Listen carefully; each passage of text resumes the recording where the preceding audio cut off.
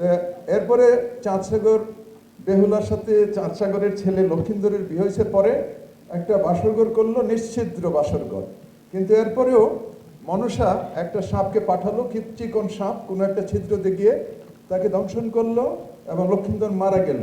তখন তো আপনি জানেন যে ভেলার মধ্যে তাদেরকে ভাসায় দিল। 6 মাস এই মনসার পূজা করলো বেহুলা। পূজা করতে করতে তখন এই মনসার মায়ের সাথে দেখা হয়।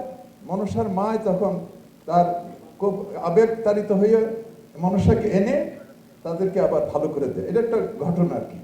যাই হোক, তাহলে সাপে যদি কপালে কাটা থাকে তাহলে কাটবেই, এটা নিয়ে তো চিন্তা করার কিছু নাই।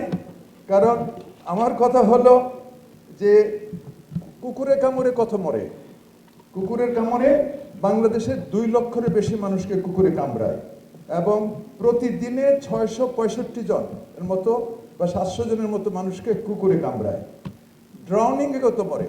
ড্রাউনিংয়ে কিন্তু প্রতিদিন 40 জন করে ডুবে মরে বাচ্চা বাংলাদেশে, এবং টোটাল একটা হিসাব প্রায় 15,000-এর মতো বছরে মারা যায়।